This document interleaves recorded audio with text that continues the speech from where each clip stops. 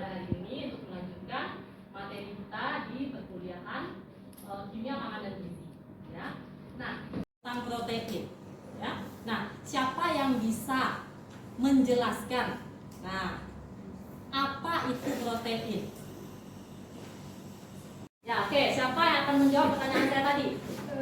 Silakan Tiara. Dari pelajaran yang kita bahas dari materi sebelumnya, protein adalah salah satu gizi makro dengan polimernya asam amino, di mana asam amino itu terdiri atau berkaitan dengan kegiatan ketiga. Betul sekali, ya. Jadi protein ini merupakan salah satu zat gizi makro, ya, zat gizi makro yang berupa polimer. Kalau polimer berarti ada monomer, ya kan? Apa monomernya? Yaitu asam-asam amino. Nah, antara satu asam amino dengan asam amino yang lainnya terikat dengan ikatan peptida. Itulah yang membentuk molekul protein. Baiklah. Nah, apa saja sih capaian akhir pembelajaran setelah mempelajari bab lemak dan minyak dan bahan pangan ini? Yang pertama, mahasiswa bisa memahami komponen utama lemak dan minyak. Kemudian yang kedua, memahami perbedaan lemak dan minyak. Ya. Selanjutnya dapat memahami klasifikasi lemak, memahami sifat fisika dan sifat kimia lemak dan minyak. Ya. Memahami pemisahan dan pemurnian lemak serta minyak, memahami fungsi lemak dan minyak dalam bahan pangan, memahami contoh lemak dan minyak dalam bahan pangan, serta memahami analisis lemak dan minyak dalam bahan pangan. Nah, jadi lemak itu disebut juga dengan lipid, ya. Jadi kalau misalnya saudara membaca di internet atau di buku ada istilah lipid, berarti itu adalah lemak atau minyak, ya. Nah, kita lihat dulu komponen lemak dan minyak. Sebelum kita lihat komponennya atau strukturnya, tentunya kita harus tahu dulu apa sih yang disebut dengan lemak dan minyak ini, ya. Lemak dan minyak merupakan senyawaan trigliserida atau triasil gliserol yang berarti triester dari gliserol, ya. Nah, jadi nanti jangan bingung kalau misalnya menemukan di buku, di internet, atau misalnya mendengar dari orang lain tentang trigliserida atau triasil gliserol atau lipid, itu semuanya berarti lemak atau minyak. Nah, kenapa disebut dengan triasil gliserol? Nah, karena strukturnya yang terdiri dari satu molekul gliserol dengan 3 molekul asam lemak. Jadi fatty acid itu adalah asam lemak, ya. Nah, sehingga dengan bergabungnya gliserol dengan asam lemak ini akan membentuk molekul trigliserida, ya. Ini gliserolnya, ini asidnya, makanya disebut dengan triasil gliserol. 3 asidnya, 1 gliserolnya, triasil gliserol. Nah, jadi lemak dan minyak ini merupakan senyawaan ester, ya. Bagi yang sudah familiar ya dengan alkohol, ester, aldehid dan juga keton, pernah dengar ya waktu SMA mungkin ya. Nah, di mana lemak dan minyak ini tergolong kepada ester. Nah, kita lihat di sini ya, triasil gliserol ini, dilihat di sini ada rantai alkil. Rantai alkil R yang dapat berbeda satu sama lainnya atau sama. Ya.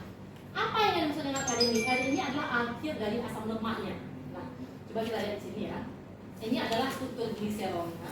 Ini R1 kebetulan sama dengan R2, tetapi berbeda dengan R3-nya. Apa letak perbedaannya ini? R3-nya memiliki apa ini? Memiliki ikatan melekat.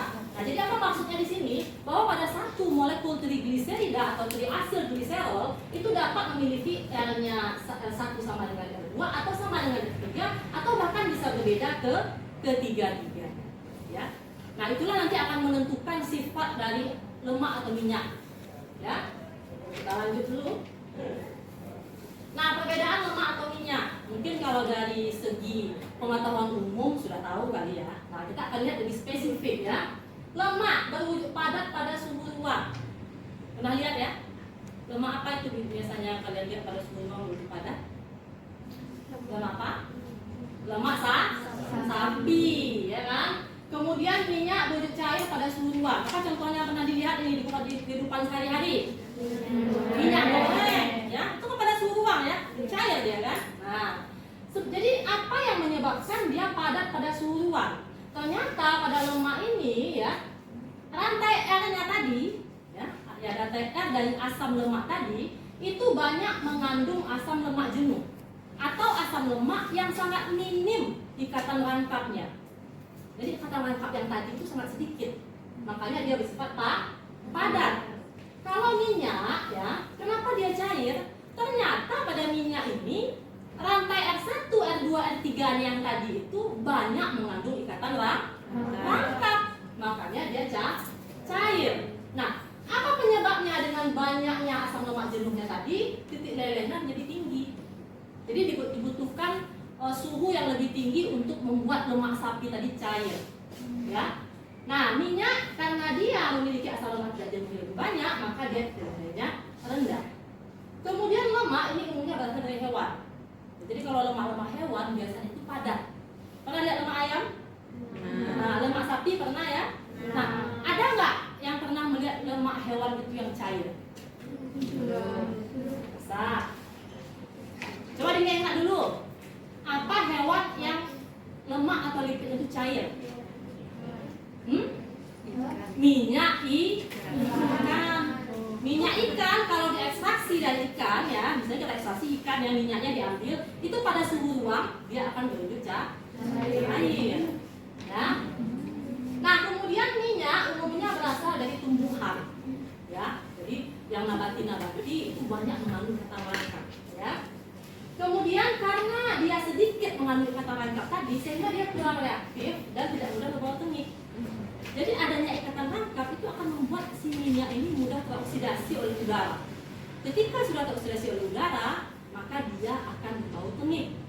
Nah, jadi lemak-lemak ini dia nggak mudah berbau tengik karena ikatan rangkapnya yang mau dioksidasi itu sedikit. Ya, kalau si minyak dia mudah berbau tengik. Makanya minyak-minyak goreng kita di rumah itu jangan dibiarkan terbuka dalam waktu yang lama. Ya, karena dia sifatnya mudah teroksidasi oleh udara. Nah, jadi tadi saya sudah bicara mengenai asam lemak jenuh yang sedikit ikatan rangkap atau kita lihat di sini. Ya, apa contoh-contohnya? Asam lemak jenuh ya. Ini kebanyakan ikatannya tunggal. Nah, di sini kita lihat ya, ini ikatan ini ya. Ikatannya nggak ada yang rangkap ya. Apa contoh-contoh asam lemaknya? Asam laurat, asam palmitat, asam stearat. Nah, asam lemak tidak jenuh atau disebut dengan unsaturated fatty acid ya. Ini memiliki satu atau lebih, jadi bisa satu atau lebih banyak ya ikatan rangkap pada rantai R-nya tadi ya. Nah, ini contohnya ada ikatan rangkap ya. Apa contoh-contohnya? Asam oleat, linoleat, dan linolena. Nah, di mana sih biasa kalian baca ini asam-asam ini? Di produk apa pernah kalian baca asam-asam ini?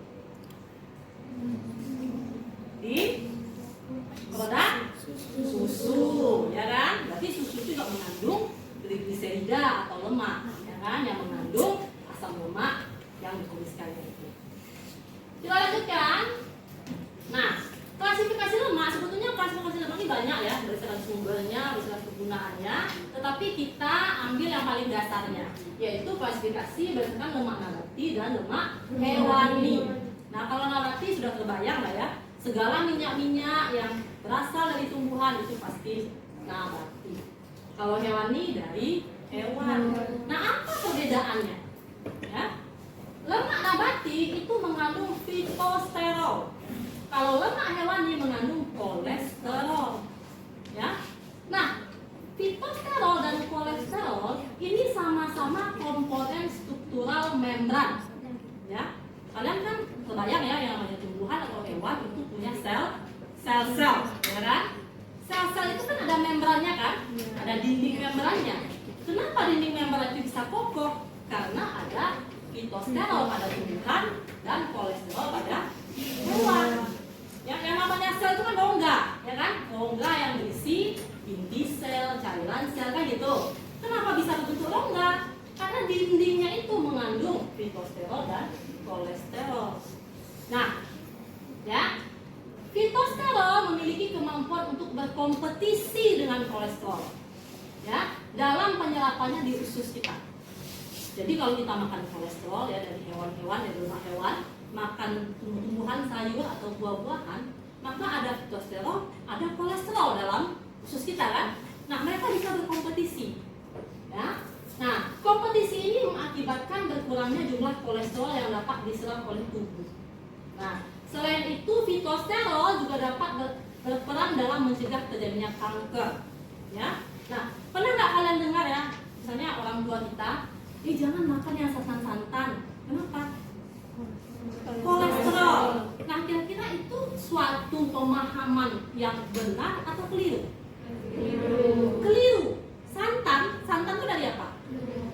Kelapa ya. Kelapa juga bisa menghasilkan minyak kelapa. Nah, kelapa itu nabati atau hewani? Nabati. Apa yang dimilikinya? Fitosterol. Jadi gulai ya, gulai yang ada santan, ada daging di dalamnya, ya. Padahal yang menyebabkan kolesterolnya siapa? Daging. Yang disalahkan siapa? Santan. Ya kan? Nah, jadi ini yang perlu kita luruskan, ya.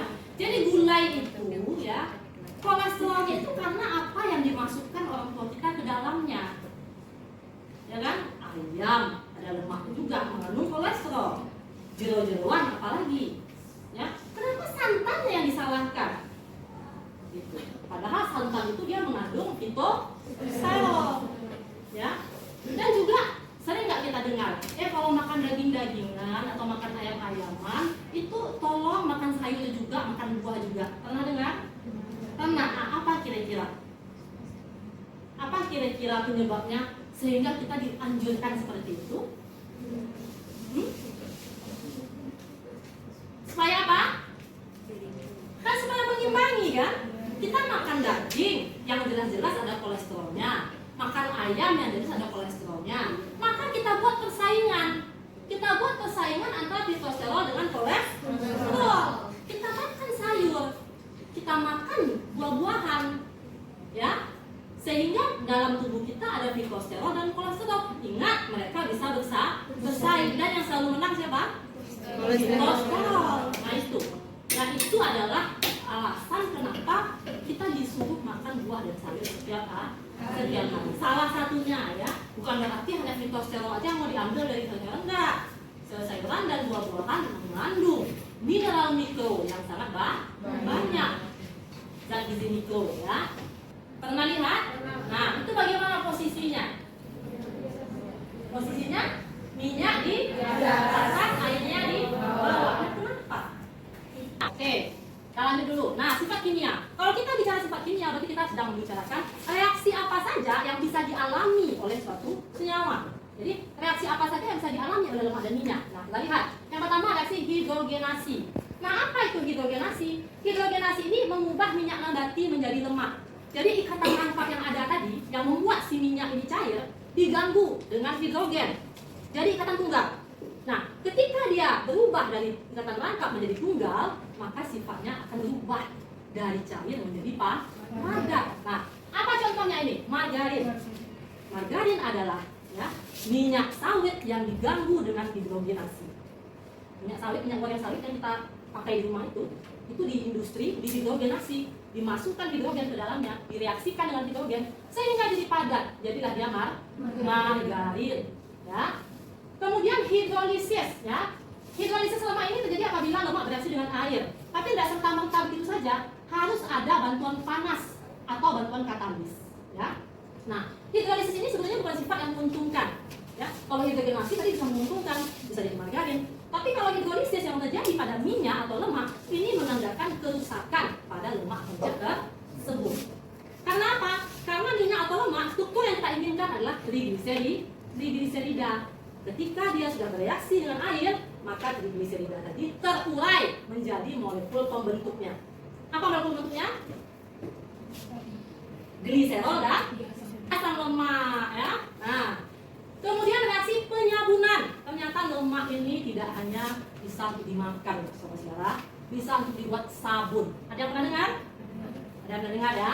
Nah, apa itu penyabunan? Reaksi hidrolisis lemak atau minyak dengan basa kuat seperti NaOH atau KOH sehingga menghasilkan gliserol dan garam asam lemak. Garamnya inilah yang disebut dengan sabun. Ya. Selanjutnya oksidasi. Oksidasi dapat berlangsung bila terjadi kontak antara sejumlah oksigen dengan lemak atau minyak. Reaksi ini juga bukan reaksi yang menguntungkan. Apabila lemak atau minyak mengalami oksidasi, maka dia akan berbau tengik. Senyawa apakah sebetulnya yang terbentuk yang menyebabkan bau tengik itu? Peroksida, ya. Jadi senyawa peroksida ini terbentuk sebagai hasil oksidasi minyak atau lemak yang menyebabkan bau tengik pada minyak, bahkan peroksida, ya. Jadi senyawa peroksida ini terbentuk sebagai hasil oksidasi minyak atau lemak yang menyebabkan bau tengik pada minyak, bahkan bisa mengganggu kesehatan tubuh kita. Ya. Nah, tunggu sebelum saya lanjut ya. Saya ingin bertanya, apa perbedaan dari margarin dan butter? Margarin dengan butter. Iya. Kemudian ada pertanyaan lagi? Satu lagi, Banyak pertanyaannya. Ya, silakan. bagaimana perbedaan sabun yang dibuat dengan KOH dan sabun yang dibuat dengan NaOH? Bagus sekali pertanyaannya ya. Nah, ada pertanyaan dari Rinjani. Tadi kita membahas mengenai reaksi hidrogenasi. Salah satu contohnya adalah membuat margarin dari minyak sawit. Sekarang dia bertanya, apa perbedaan margarin dengan butter? Ya, coba ada nggak yang secara pengetahuan umumnya tahu gitu? Ya, margarin dibuat dari minyak sawit yang diganggu dengan hidrogenasi. Butter dibuat dari lemak hewan, ya. Jadi dari susu, itu kan dari hewan ya, dibuat dari susu. Nah, itu perbedaannya, ya. Jadi kalau ada yang nanya lagi, margarin dibuat dari lemak nabati, yaitu dari minyak sawit yang dihidrogenasi, sedangkan butter dari lemak hewani, ya. Itu berbeda. Nah, yang kedua ini pertanyaan juga bagus ini ya. Pertanyaannya adalah apa perbedaan sabun yang dibuat dari basa kuat NaOH dan sabun yang dibuat dari basa kuat KOH? Nah, siapa yang tahu nih? Yang pernah baca-baca pengetahuan umum ya. Kan kalau kita di IG itu banyak scroll-scroll reels-reels itu ya. Ada pengetahuan juga di situ kan? Nah, siapa? Ya, ada yang tahu kira-kira?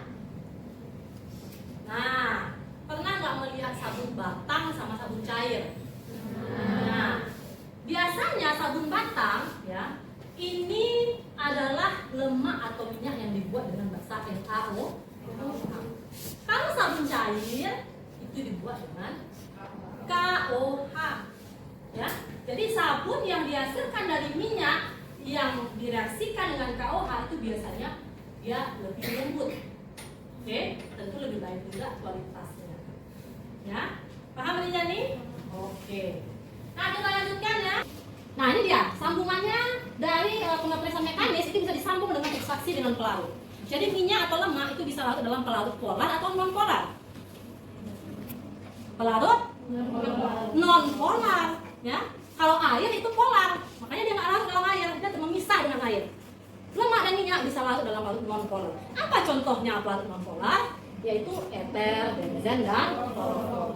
Jadi tadi biji-biji yang sudah diambil minyak kasar yang tadi, si minyak kasar ini dilarutkan dengan salah satu pelarut ini, ya, sehingga terpisahlah minyaknya dengan si pelarut ini. Setelah itu apa? Setelah itu minyak yang telah terkandung di dalam pelarut ini dilakukan destilasi atau penyulingan. Udah pernah lihat alat ini nggak di laboratorium? Belum pernah ya. Oke. Kita lanjut. Nah, ini pemurnian. Kalau tadi pemisahan, sekarang kita pemurnian. Nah, apa aja pemurnian lemak atau minyak? Yang pertama adalah digaming. Jadi digaming ini menghilangkan gum, getah atau lendir ya pada minyak. Apa contohnya? Digaming CPO. Apa itu CPO? CPO apa? Crude palm oil. Jadi CPO ini adalah minyak mentah dari sawit ya. Jadi jangan saudara bayangkan minyak yang kita pakai di rumah saat ini itu langsung diambil dari buah sawit. Enggak. Minyak yang keluar dari buah sawit itu warnanya bukan kuning ya, tapi coklat tua, baunya juga tidak terlalu enak ya, sehingga harus dimurnikan dulu. Apa proses yang pertama pemurniannya? yaitu degumming. Yang pertama dihilangkan dulu getah atau lendirnya. Kemudian setelah degumming, refining, ya. Jadi minyak dari buah sawit di refine. Nah, apa itu refine? Dihilangkan pigmen-pigmen dan senyawa oksidasi lainnya supaya lebih cantik hasilnya, ya.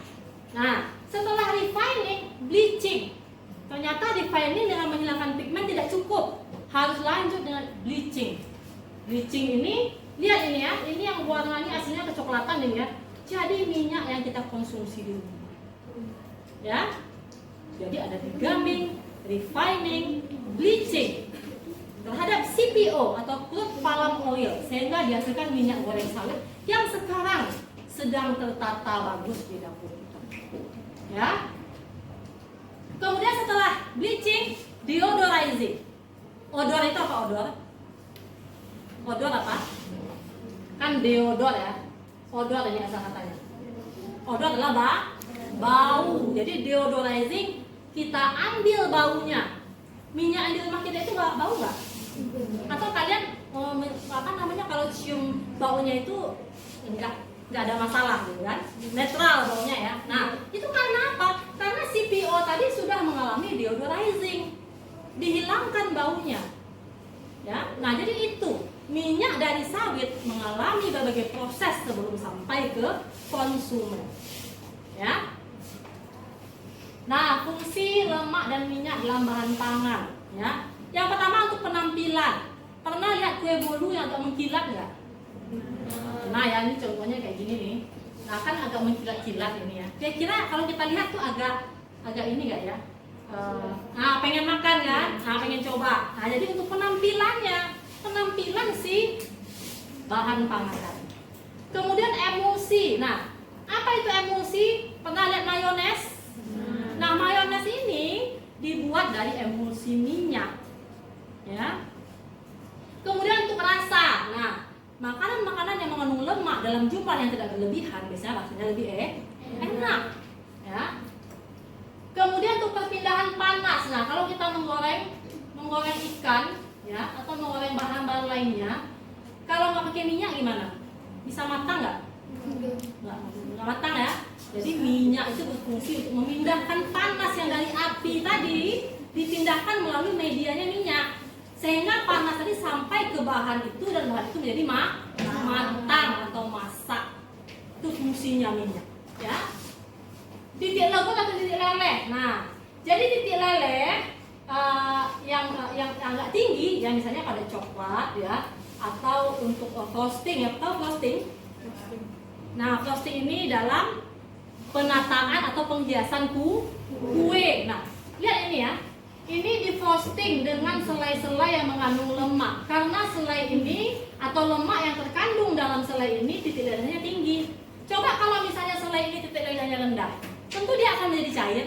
Bisa nggak untuk menghias kue? Nggak bisa kan? Nah, jadi itulah fungsi titik leleh yang cukup tinggi tadi pada minyak atau lemak, ya. Nah, sehingga kita bisa menghias berbagai macam bahan makanan, ya. Kemudian untuk nutrisi, ya. Siapa yang tahu berapa kalori yang dihasilkan dari 1 gram lemak? Siapa yang tahu? Kalori per gram.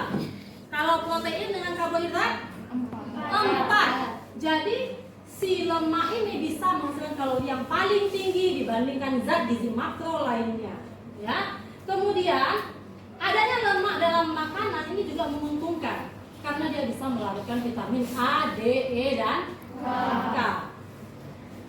Kemudian shortening atau pemendekan. Apa itu shortening? Ya. Jadi dalam membuat adonan kue, kalau kita tambahkan shortening yang berasal dari lemak, jadi gluten yang harusnya tadi dia membentuk untayan yang membuat adonan tadi menjadi kaku, dengan adanya shortening, maka adonan tadi menjadi lembut. Ya. Dan kue yang kita hasilkan, nah kayak roti ya, bisa lembut. Atau kulit pie. Kulit pie itu remah kan? Kalau dipegang dia hancur ya. Karena ada shortening pada adonannya. Kalau nggak ada shortening, maka berarti tidak ada lemak di situ kan. Hanya ada gluten. Gluten itu sangat kaku sifatnya. Ya. Jadi roti kita bisa kaku dibuatnya, nggak lembut. Pie kita nggak akan renyah, ya, kalau tidak ada shortening tadi. Ya, tekstur, nah karena sama dengan proses shortening tadi akan membuat tekstur makanan menjadi lebih bagus. Baik, nah ini contoh ya. Kalau contoh lemak dan minyak dalam bahan pangan, saya yakin pasti saudara sudah tahu ya. Ini minyak yang berasal dari biji-bijian, kemudian dalam buah-buahan dan berbagai macam bahan pangan juga mengandung lemak dan minyak. Ya. Nah ini sedikit lagi mengenai analisis lemak dan minyak dalam bahan pangan. Jadi ada sekitar 4 ya, angka peroksida, bilangan asam, bilangan iodin, dan bilangan penyabunan. Nah kita lihat angka peroksida. Nah, apa itu angka peroksida? Jadi angka peroksida ini sangat penting untuk diketahui pada suatu minyak atau lemak. Karena apa? Tingginya angka peroksida yang diperoleh dari analisis suatu lemak atau minyak menandakan kerusakan lemak atau minyak tersebut. Ya? Nah, ini untuk siapa pentingnya? Biasanya untuk industri. Industri yang mengolah minyak, maka dia akan analisis angka peroksidanya. Menurut SNI, ya, bilangan peroksida maksimum pada minyak yang boleh dikonsumsi adalah 1 mg oksigen per 100 gram minyak. Kalau lebih besar daripada ini, nah, akan berakibat buruk. Ya, minyaknya akan berkualitas buruk. Ya, sudah ada praktikum mengenai angka peroksida? Sudah ya. Nah, ini adalah penugasan kita hari ini. Ya, silakan Oksana. Apa akibatnya jika kita masih menggunakan minyak goreng yang mengandung kadar peroksida tinggi? Nah, bagus sekali pertanyaannya. Ya, coba dulu sebelum saya jawab pertanyaan Oksana. Kira-kira minyak goreng yang mengandung kadar peroksida tinggi itu minyak goreng yang bagaimana? Ya, sudah digunakan berulang kali. Secara fisik bisa kita lihat minyak goreng itu, ya, warnanya sudah kehitaman. Ini menandakan minyak goreng yang sudah tinggi kadar angka peroksidanya. Ketika kita masih mengkonsumsi makanan yang digoreng dengan minyak yang sudah dipakai berulang kali, maka otomatis kita telah memasukkan peroksida dalam tubuh kita. Ya, peroksida adalah suatu oksidator. Oksidator dia akan mengganggu sel-sel kita. Sel-sel yang tadinya normal-normal aja diganggu, sehingga sel-sel ini menjadi tumbuh tidak beraturan, tidak terkendali. Itulah yang disebut dengan tumor. Ya, jadi karena salah satu penyebab tumor karena tadi adanya peroksida dalam tubuh kita yang mengoksidasi sel-sel normal, sehingga sel-sel itu menjadi tumbuh tidak terkendali, menghasilkan tumor. Tumor yang dibiarkan terus-menerus bisa berubah menjadi kanker. Nah, jadi ini ya. Jadi ini supaya kalian jangan terlalu sering menggunakan minyak yang sudah hitam. Ya, menurut hasil penelitian, minyak itu paling banyak dipakai sebanyak 3 kali. Itu pun kalau secara fisik minyak tadi masih agak jernih. Kalau menggoreng ikan asin, biasanya minyak itu 2 kali aja udah hitam banget. Ya, itu jangan digunakan. Ya, terima kasih Oksana, udah ngerti? Baik ya. Nah, itulah alhamdulillah sudah selesai pertemuan kita hari ini. Tolong dibuat tugasnya dulu. Assalamualaikum warahmatullahi wabarakatuh. Waalaikumsalam.